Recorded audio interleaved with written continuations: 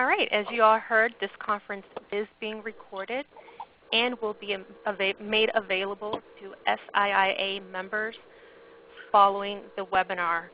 I will send an email out to all participants once that recording is made available online. As I stated earlier, this webinar will be regarding EdTech opportunities in Turkey. Just to give a quick introduction to the SIIA staff, we have here Karen Billings, LaDerby Porteril, Lindsay Harmon, along with Mark Schneiderman and Sarah Carnes. We're here to answer any questions that you may have. The webinar presentation slides will be sent out as well following the recording, so all of these links will be accessible once you receive that file. Again, please contact us at any time if you have any questions or concerns. We'll just quickly go over some Education Division announcements. The EdTech Industry Summit is coming up. It will be in San Francisco, May 5th through 7th. It will be at the Palace Hotel in San Francisco. Registration is now open, and we have an advanced early bird rate available for our members. We are also accepting applications to speak, and the Innovation Incubator Program application is now open. The deadline for those are listed there. Also, there are some sponsorship packages available if you're interested. The EdTech Business Forum, which just passed last year, November, we do have presentations, slides, video, and photos available on our website as well. I'll go ahead and hand it over to Lindsay Harmon to quickly discuss our key initiatives and other resources and publications that we do have available to our members.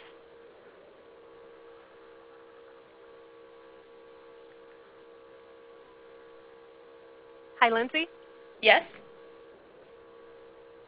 You can go ahead and discuss the key initiatives and resources and publications.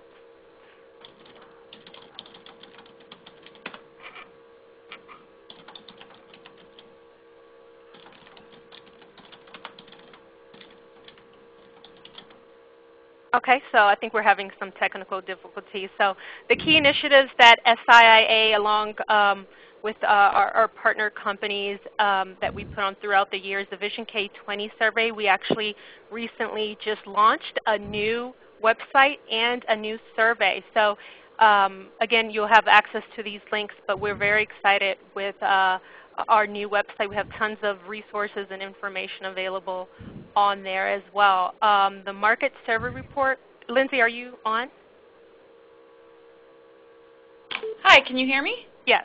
Oh, okay. Sorry, I think I was on auto mute earlier. But yes, the market surveys are for higher ed and for PK-12. Each one, we collect data from companies, revenue data. Most other surveys that try and assess the size of the EdTech industry are more on the consumer end, and we're one of the few surveys that collects data from the supplier end. Those surveys are currently active, and we highly encourage all companies to take that. You also get a free copy of the report if you take the survey. It is $1,500 for those who do not take the survey, and $750 for members who do not take the survey. We also have a program called Get 3, Get It Free. If you don't qualify for the survey, as in if you are not a company who sells directly to schools, if you can get us 3 other companies to respond, we will give you a free copy of the report as well as each of those individual companies. So I highly encourage all of you to take the market survey report or pass it along to someone who can. In addition to that, the SIIA Cody Awards are happening at the EdTech Industry Summit in May. I think nominations have closed. We're in the Cody judging, and we encourage anyone who is nominated to come to the celebration at the EdTech Industry Summit. It's a great evening, and it's a really great way to celebrate what's going on in our industry. As far as resources and publications go, we have the results of both the Vision K Market Survey Report. We have a primer on the K-20 Education Interoperability Standards, which is important for schools and developers wishing to put out things that can be used. All of our archived webinars are available to members in the webinars section of our website, as well as many other resources and documents that can be helpful.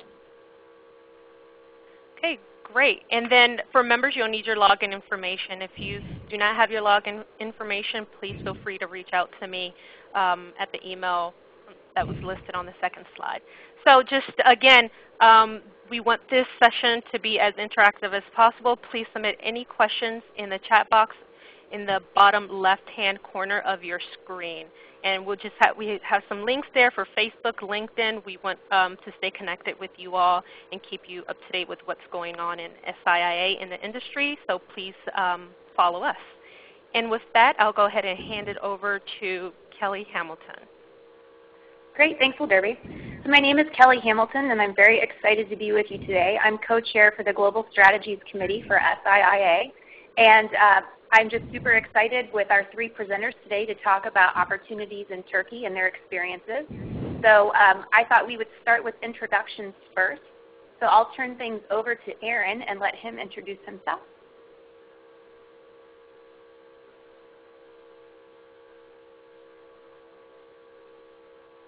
Are you there, Aaron? Okay, yeah. Sorry. There we go. I was in mute.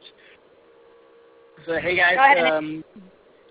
This is Aaron. So I'm the CEO and the founder of Udemy.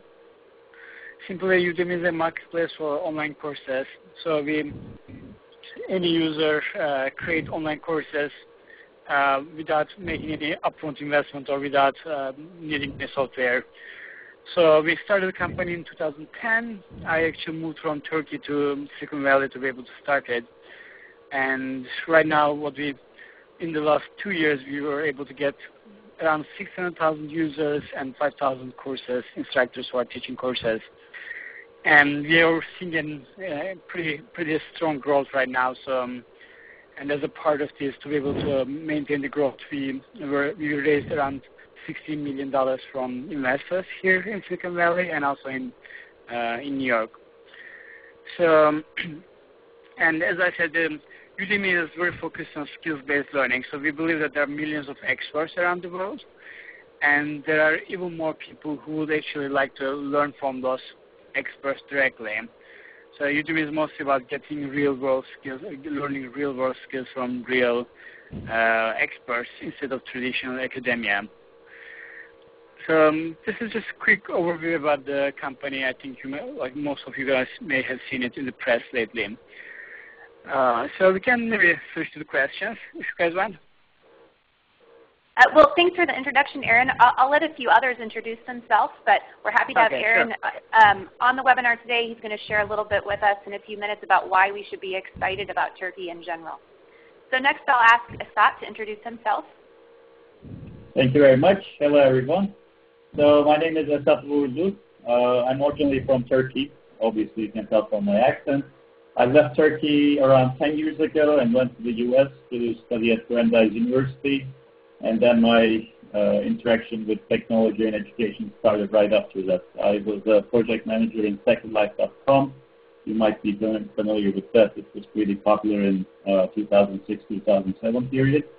From there, we used to do projects for United Nations, and I got a job at UNESCO, and I moved to Thailand in 2007.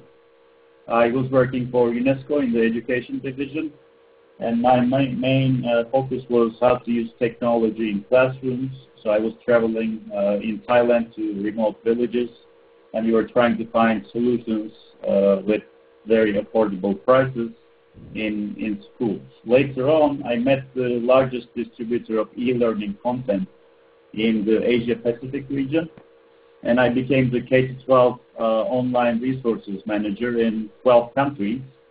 So my job was traveling in these countries and doing marketing and sales for U.S. and European products in countries like India, Japan, Thailand, Singapore, Hong Kong, Taiwan, and so on.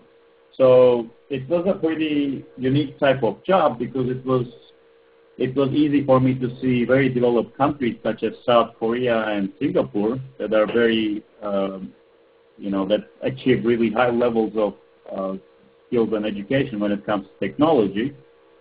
But we were also visiting places like India, Laos, and Cambodia.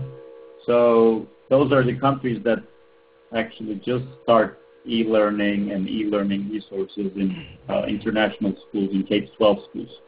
So there are a lot of changes in the Turkish market too. And last year around these times, I moved to Turkey after being abroad for 10 years and started Globed. And right now we represent resources from around the world, the popular resources that we all know of. We can see them on our website. And we represent them in international schools, private schools, and also we started presenting our resources to the government recently. So hopefully it will be a pretty big market for all of us involved. Thanks for joining the conference and listening to us. Great, thanks with that. So I think you'll be able to see that he'll be able to answer questions for us around business models that he's seen work in Turkey and some of the other business perspective questions that we might have. And then finally, I'd like to introduce Anil and let him give his introduction.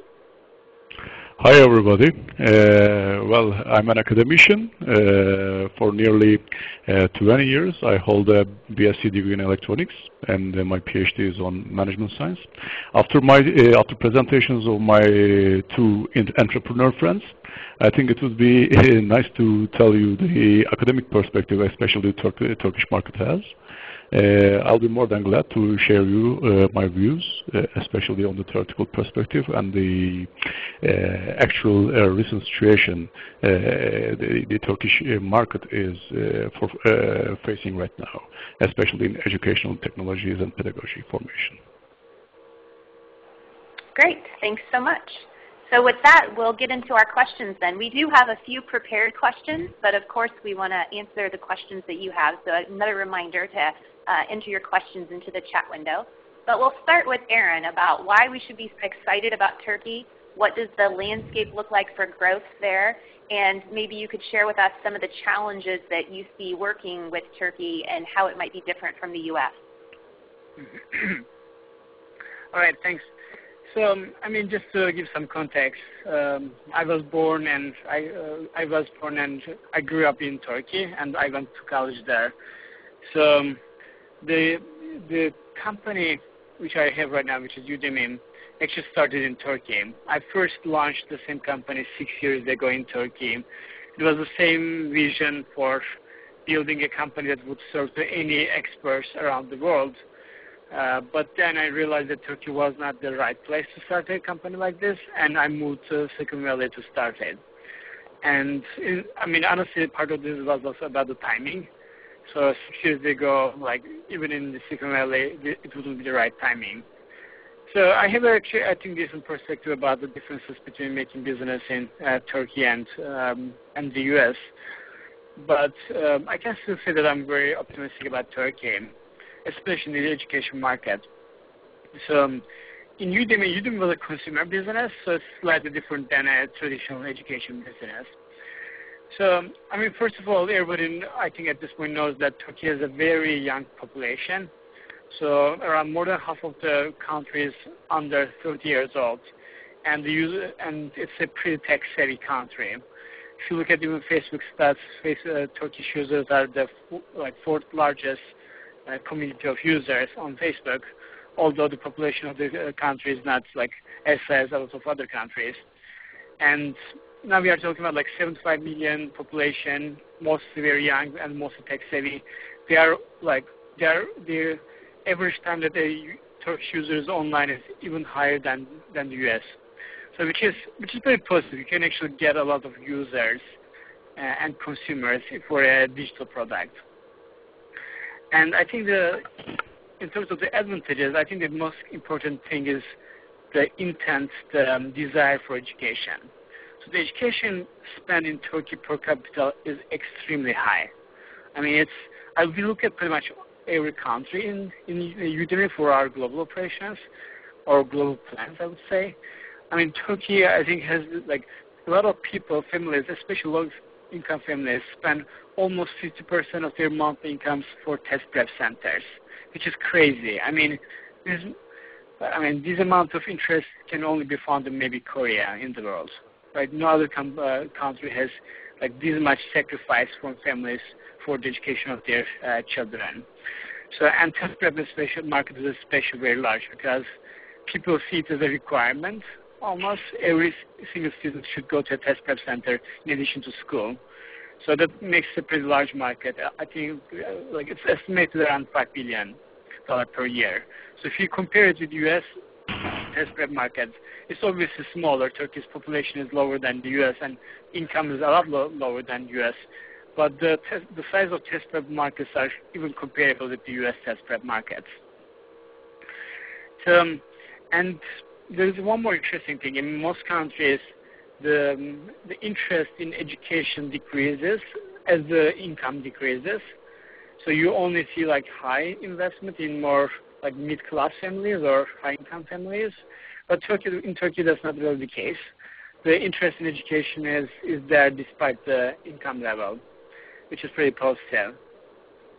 And in most content markets, now I'm talking about a content market for especially like publishing, the supply competition is pretty low, which means if you're in Turkey and let's say you want to learn how to build an iPhone application or you want to get some project management skills, right, whatever it is, there's very little Turkish content.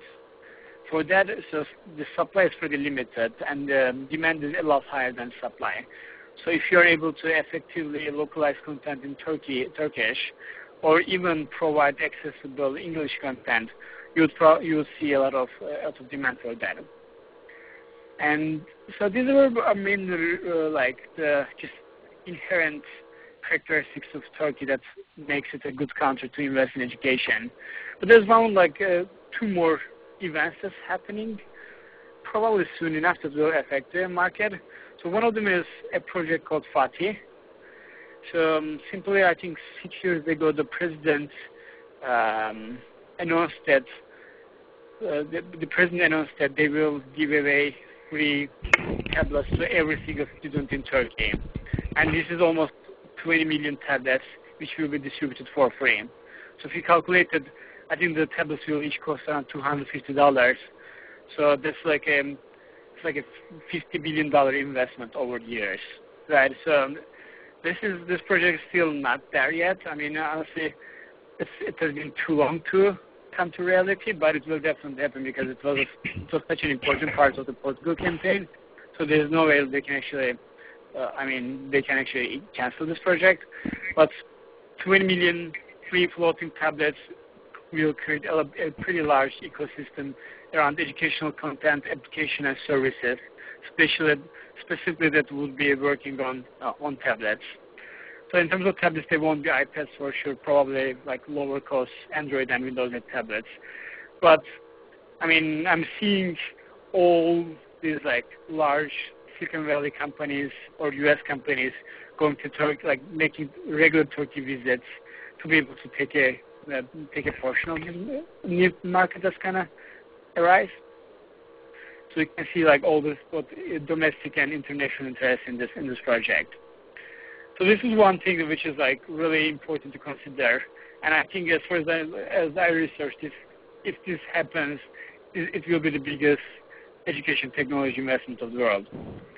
So, and the other big event that's kind of coming up is the test prep market that I mentioned, which is $5 million market, is probably going to go through a big change because of the regulational change. So the traditional test prep centers are just way too expensive for Turkish market, and also there's some political challenge to survive. So I think a digital version of this test prep market will be built in the next few years, and the first successful companies can take a big edge here. So these are all the like positive reasons, and as I said, I think the biggest thing is that the interest in education is disproportionate compared to the income levels. So, But then obviously, like, and I mentioned some of the growth in educational technologies. I see actual growth in like three main areas. So first of all, the private schools and universities, especially the private universities, are very competitive in Turkey, and all of them are pushing hard to take an edge. I see this particularly because pretty much all major private university presidents or deans come to the Silicon Valley to figure out how they can use technology to better their education system. Or it's not actually about the education system really, it's more about getting a competitive marketing edge. And usually, I mean, pretty much everybody knows Udemy as a Turkish, as a company with a Turkish founder, which is operating in Silicon Valley. So we meet here pretty often with them, and all of them are trying to get an edge. So both these private schools, private high schools, and also private universities will be pretty good customers for educational technology, especially if you can build them really integrated with the in-class experience. But they're also likely to buy licensed and digital content for companies that are executing in that space.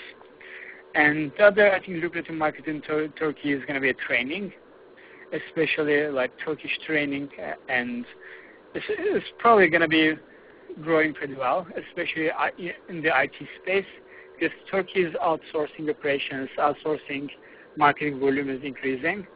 And in all countries where there's a big outsourced workforce, you usually see an increase in the training market. I mean, just like how in India IT training is so big, I think Turkey's IT training is going to be growing as well.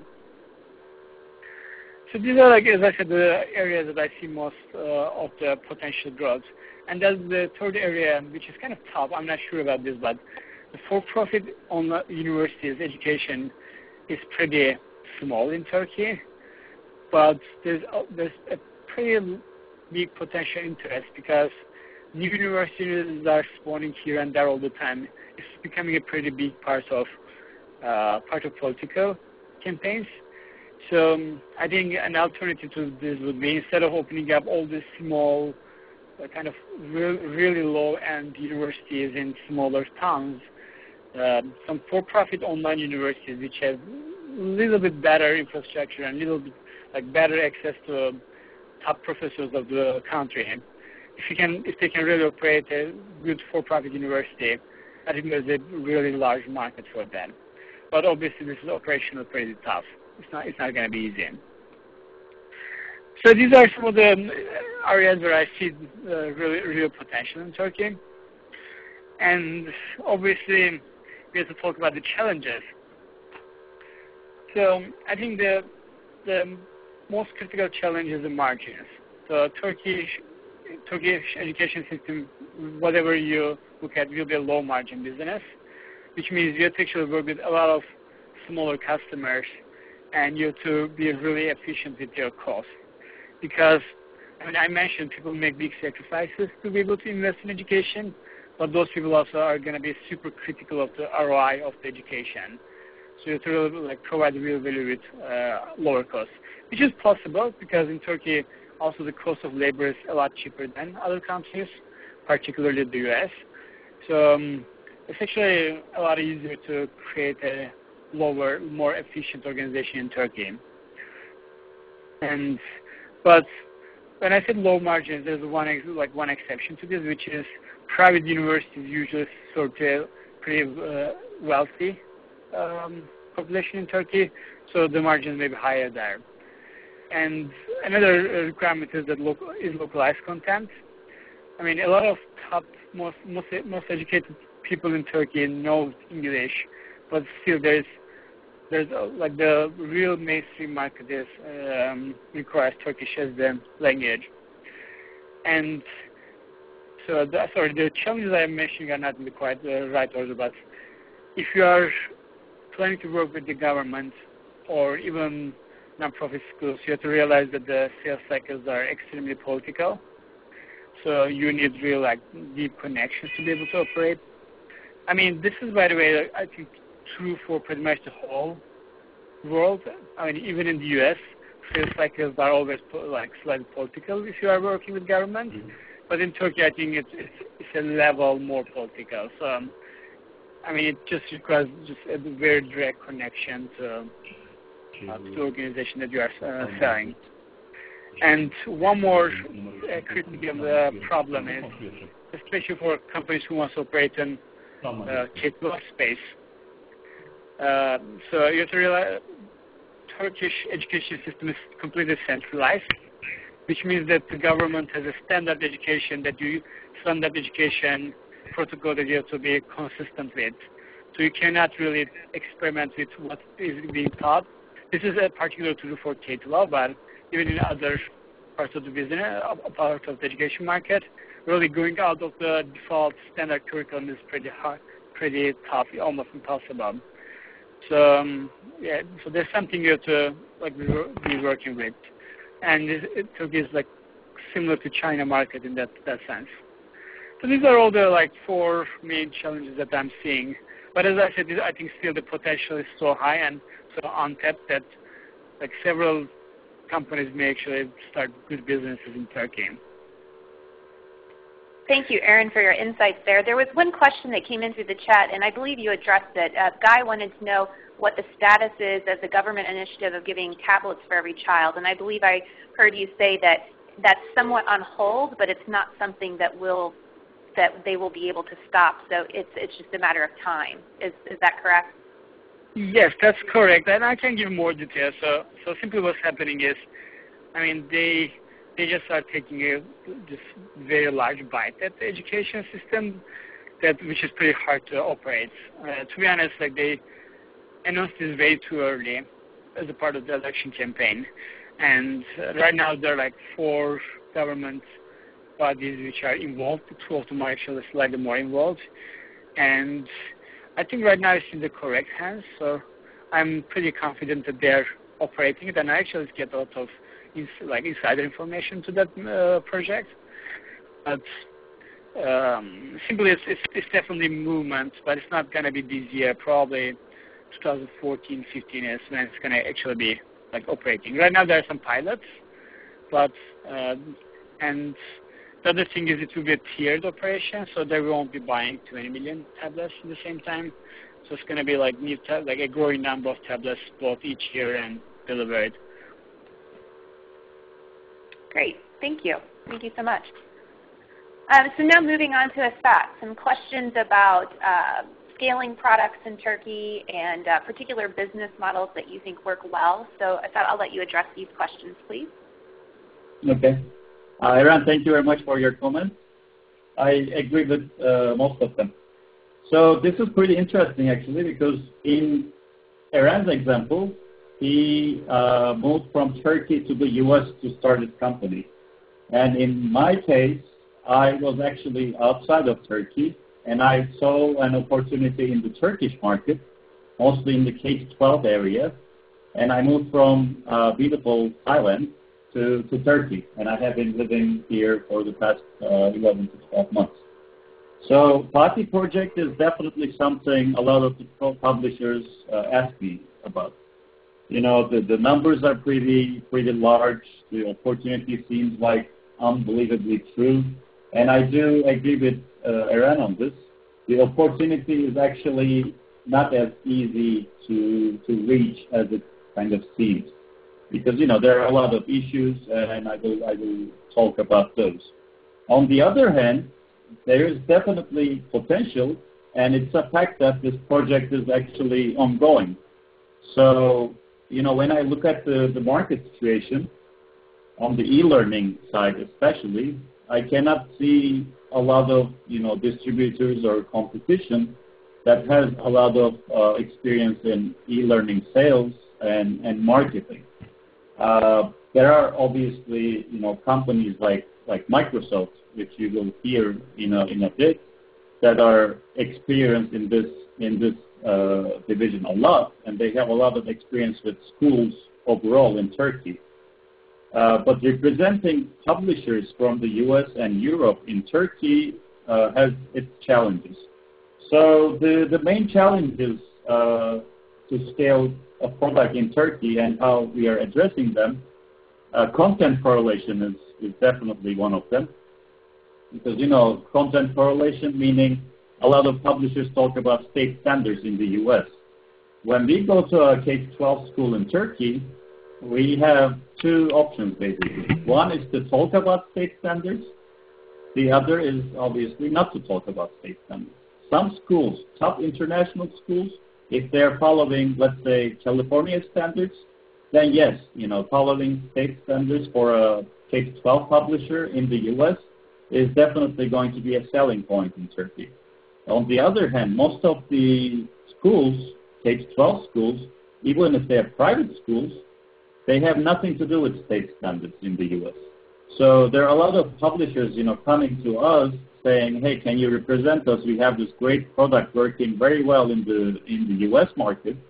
Can you take it to schools in Turkey? We are sure it's going to do very, very well. That's not usually the case, actually, because state standards, again, they work in some schools, and the number of schools that follow state standards is pretty limited in Turkey, similar to some other countries that I worked in the past 5 years. The second challenge is English. Again, Eren mentioned that English is used by a lot of companies and a lot of successful schools. This is the fact. But when you look at the general situation in Turkey, the schools that use English as their main language, for example, to teach maths or science, this is a very, very limited number again. The number of schools, the number of markets that would use English materials from the U.S. is, I think, limited to around 60 to 90 schools to start with. It doesn't mean that with this Fatih project initiative, things are not going to change, because we see change even this year. And this is the reason why we started Globet, because we have to be patient, look at the market situation, and hopefully in the next 2 to 3 years we will be generating some handsome revenue. The third challenge is, I think, cultural issues. Now, this is the least of my worries, to be honest, because most of these international schools, I'm also a graduate of an international school in Turkey, they would like to teach their students about global citizenship. So we can enter some international schools and some tier 3 private schools with some international resources. I mean, if we couldn't, then our company wouldn't exist. So there are a lot of products that we represent in Turkey in the private school market, especially in the international school market. So I will move on with the second question. And if you have any questions about this, I'll be happy to see. Kelly, I cannot see any questions in the text box. Same with the previous question. I believe they come to you and you ask us, right? Yes, I'll let you know if any questions come in. Thanks. Okay. So is there a particular business model that you think will work in order for you to sell into Turkey? I mean, for publishers and content developers, I highly recommend some type of local presence for them.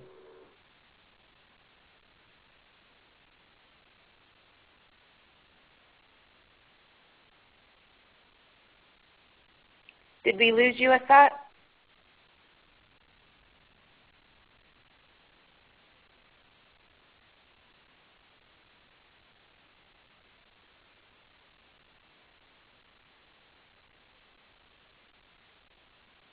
LaDerby, are you there? I'm wondering if you lost me. I'm here.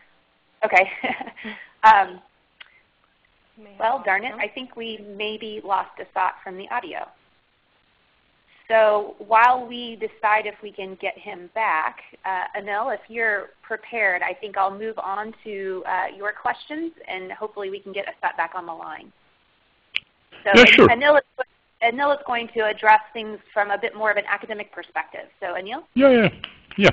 Actually, it's expected for me to talk about especially the biggest mistakes that are being made, especially means of educational technologies implemented in Turkey. But before moving to this, we should be, creating the connection. We should be talking about the connection between education and technology. And these two forms is really very critical, especially this one-to-one computing issue. I really want to talk a little bit about the theoretical perspective of this one-to-one computing issue, how it is being used and utilized, especially for filling the gaps in education side. Especially behind the paradigm shift in the education that's driving the adoption of one-to-one computing are massive societal shifts, actually, that are requiring the workforce of the 21st century use fundamental different skills from those of the ones in the 20th century industrial age. Actually, these shifts do include globalization, rapid technology change, and the evolution toward an information-based economy. Thriving in this new environment, those require skills such as flexibility, self-directed learning, and cross-cultural savvy as a part of on the part of the workers. On the educational area, this implies teaching technical skills, as well as broader capabilities such as research, critical thinking, and collaboration. Actually, MIT Media Labs, one laptop per child, this OLPC initiative, which has brought the benefits of one-to-one computing to widespread public attention as a tool for addressing the equity issues between the developed and the developing worlds shouldn't be overlooked in my point of perspective. Subsequent to this high-profile campaign, the concept of one-to-one has become very well known throughout the world, especially on the developed side of the world, let me say, and the topic is now frequently covered in the national media outlets. If we talk a little bit about the outcome drivers, of educational outcome drivers of the one-to-one computing, several research studies provide evidence for this. For example, in 2005, a study published by the Journal of Educational Computing and cited by Brains Consulting, entitled with Learning with Technology, the Impact of Laptop Use on Student Achievement, revealed the following key findings. Laptops lead the student more on writing and writing with higher quality. This is a very interesting point. Laptops increase the access to information and improve research analysis skills of the students. Students spend more time engaging in collaborative work and participate in more project-based instruction. Students direct their own learning, readily engage in problem solving and critical thinking. Students consistently show deeper and more flexible uses of technology. Students spend more time doing their homeworks on computers. From this point, I just want to make the connection between Fatih and these 6 points. They are talking about usage of devices in a productive manner by the students rather than an information consuming behavior, setting an information consuming behavior. I will come back to this point later, but this point is very critical, especially in means of business and the way of thinking and planning of projects, especially big education projects in Turkey, especially on the governmental decision maker side. Additionally, the pioneering one-to-one computing initiatives in state of Maine and Henrico County, Virginia, have been in place for a sufficient amount of time to provide documented proof for educational benefits. For example, a 2007 study by University of Southern Maine showed that middle school students in Maine have displayed improved progress in their writing skills again. This is another finding. And both of them shows that usage of devices, laptops or netbooks or tablets come to a conclusion that the students, while using this stuff, the students have improved skills, especially on writing side. Teachers, meanwhile, have benefited from great collaboration with colleagues and the wider range of resources available to them while improving their own technological skills and training.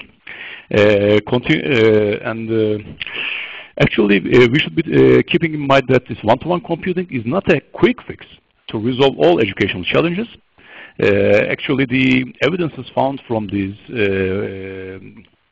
academic research is, not standardized, and the results might be a little bit mixed.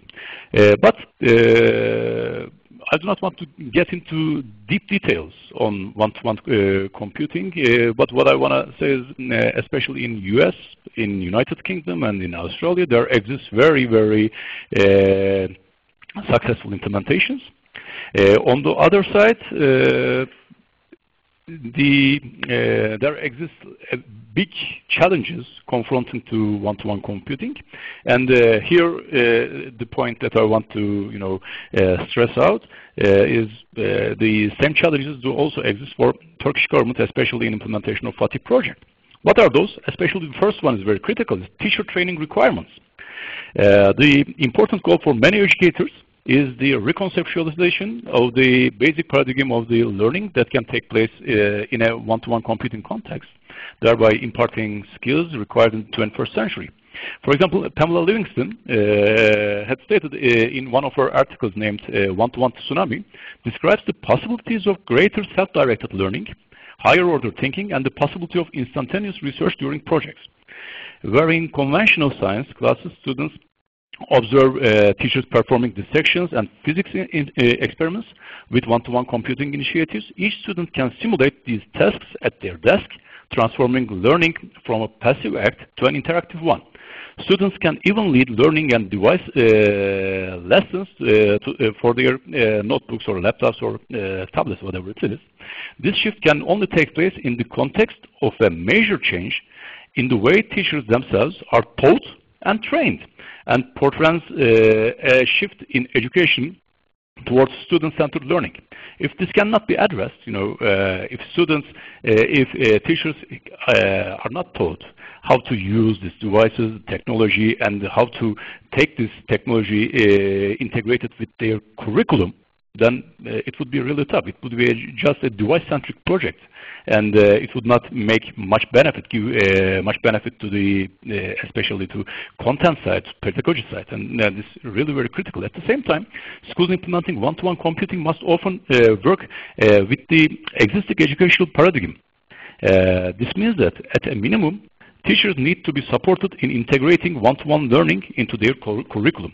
It is essential that teachers receive their laptops or notebooks or tablets prior to students and receive specialized training on how to integrate laptops into curriculum. Actually, our recent situation in FATIH project is not like that. There exists 2 pilots having been implemented. One is for 10,000 devices, the next one is for 50,000 devices. Actually, and these are all for students, and the teachers are receiving the devices at the same time as the students. That's why it might be, a little bit critical for not giving a chance for the teachers to have time for preparation in classroom stuff that they will be planning to move forward. Actually, teachers may also require assurances that adequate technical support will be made available, such that classroom activities are not disrupted due to hardware and software issues, and this is also very critical. The potential solution might be, this is not just for Turkey, for all one-to-one implementation projects, support programs, such as innovative school initiatives for teacher professional development, and school leaders have emerged to provide frameworks, tools, and guidance in transition to transition to the teaching skills required for the 21st century. Specific steps such as providing teachers with their own devices at least 3 to maybe 12 months before their students is one step towards empowering teachers. Furthermore, careful planning such that students are encouraged to take responsibility for teaching and learning from each other in collaborative environments can advance the development of the independent learning skills, in my point of perspective. On the other side, the second challenge might be the inadequate tactical planning. The problems related to financing, maintenance, and support arise when the total cost of ownership for the devices or the systems is not accurately determined prior to procurement and deployment of such big projects. Shortcomings in planning can lead to failures in execution, which in turn undermine support. I'm just giving this as an information. I don't mean that in Turkey the situation is so, but this calculation of total cost of ownership in such projects is highly very critical. That's the point I want to stress out. In particular, some of the earliest adopters of one-to-one computing in the United States might not be that successful, and they might be especially not successful in taking into account the total cost of maintaining the devices, software upgrades, repairs, and network and maintenance. And at that particular instant, it was in as far as our remember year 2002 in Maine. Actually, this might be, higher than expected costs might be undermining the support for the initiative. Actually, the potential solution is on the administrator side. They should be performing a true assessment of the costs involved with the system to be deployed, including containing a full total cost of ownership analysis, so as to understand the full budget with the anticipated costs. Assessing student, family, and community needs and perceptions is also crucial, ensuring the appropriate solution, whether the appropriate solution is chosen for each school or not. Planning programs such as Anytime, Anywhere Learning Foundations, 21st Century Learning Institutes provide detailed roadmaps. This can be advised to any school or any government that will take initiatives, especially on one-to-one computing. Actually, the building relationships and partnerships to do business in Turkey, this might be critical, but especially for Turkey, a market analysis via a local partner who addresses the needs for the customer is a major issue. And it's a must-have, in my point of perspective. Then with the appropriate design of a solution that addresses the needs of the education authority, in this case, it might be a private school, or for the Fatih project, this might be Ministry of Education and the other stakeholders, or it might be a higher education institution, a university, might be taken into consideration, rather than trying to change all the solution and trying to come with a major paradigm change. Companies, in my point of perspective, the companies must try to fill the gap of the existing solution accepted, because a pretty much way had been taken, especially in the scope of Fatih project. There are many shareholders to be talked. Ministry of Education, Ministry of Transport, there's a commission taking all the critical decisions, and they've been working for a long time, maybe 3 years, regarding the project. That's why they have got many preparations, and it will be really very tough for moving forward with a major paradigm change. But rather than proposing such a thing, just I can advise that addressing the gaps of the recent solution and addressing the right solutions to fulfill the gaps would be the right behavior, so as to get into the picture, especially in the scope of such big projects.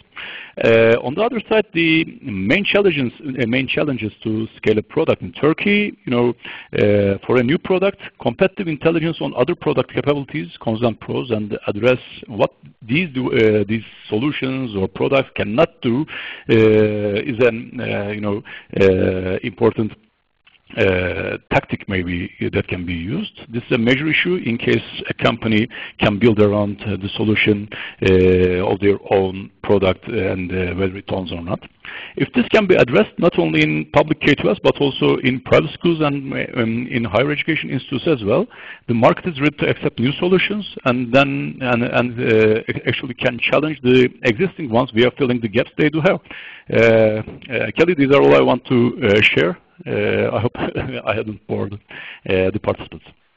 No, thanks so much, Anil. And I think the last question there about the competitive intelligence and understanding the market makes complete sense, and it kind of takes us back to Asat and what he was sharing with us about business plans and organizationally how we can work better in Turkey. So Asat, I'll turn things back over to you so you can finish.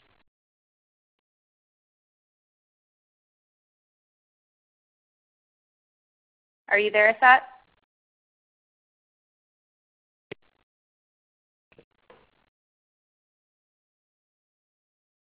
Are you on mute, maybe?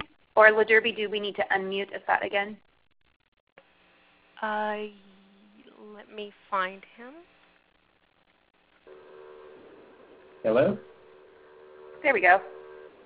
All right. I was just apologizing for dropping the call. I'm sorry for the technical difficulty. So I'm just going to go back to my comments. I would like to talk about, yes, Fatih project is there, and it's definitely doing some changes in the market. But one of the changes we see regarding this Fatih project is actually Fatih project only covers the public school area. Private schools now, looking at the Fatih project and looking at the change in public schools, they would like to be a step ahead of the public schools. And we see schools, I'm talking about the international schools, the top-tier international schools in Turkey. They're actually spending a considerable amount of money every year to online resources and other technological devices. The issue there is we have around 200,000 school students, and 5,100,000 of these students go to public schools. So that actually leaves us around 150,000 middle school students and around another maybe 100,000 students in the high school level that would actually have the means to purchase, American and European materials if the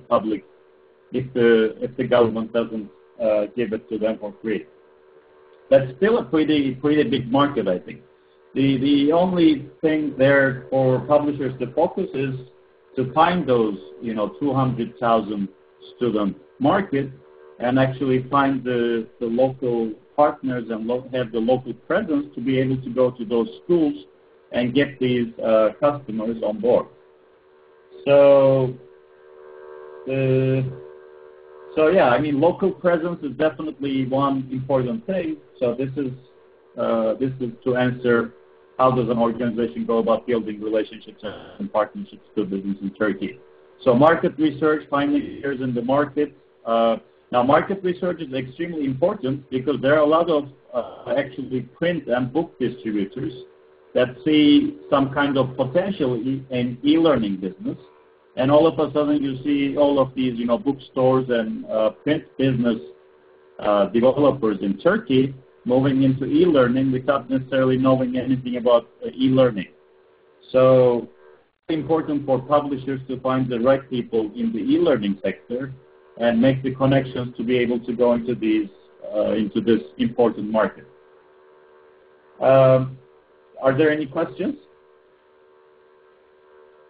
There are not any questions in the chat window, Asad.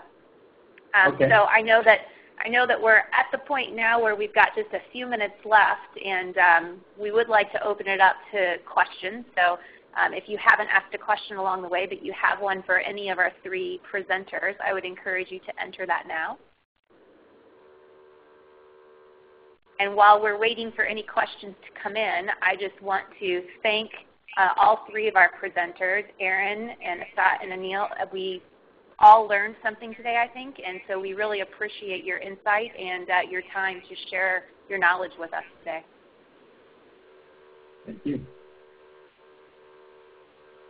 Any questions? Thanks for the opportunity. I'm sorry, go ahead. I said thanks for the opportunity to speak. I'm sorry, I didn't catch that. Hey, Kelly, I was saying that thanks for the opportunity to talk. Of course. To that conversation. Yeah, absolutely. So we do have one question that came in. What's the market for English language training? And that's open to anyone who would like to respond.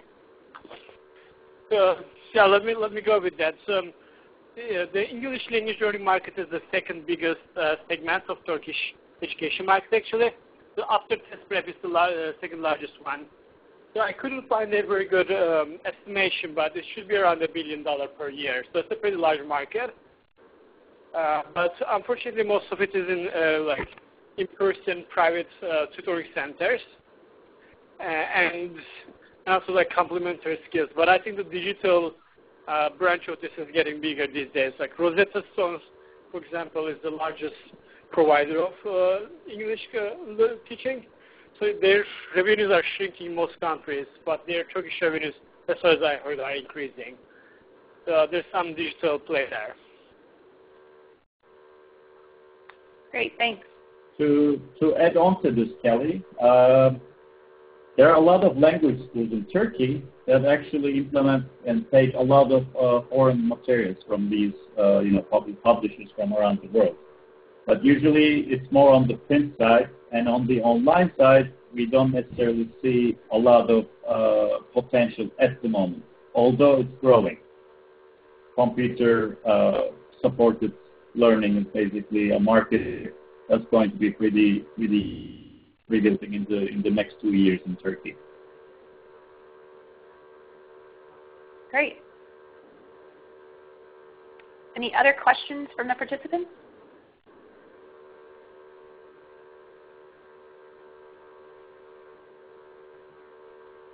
Okay. Well, I have the top of the hour on my clock, so I just again want to thank all of our presenters and thank our participants as well. I hope it was an informative and enjoyable hour, and we'll catch you next time on our next webinar. Thank you, Asat, Anil, and Aaron very much. Thanks. Bye. Bye-bye. Thank you. Have a nice day. You too. Bye-bye.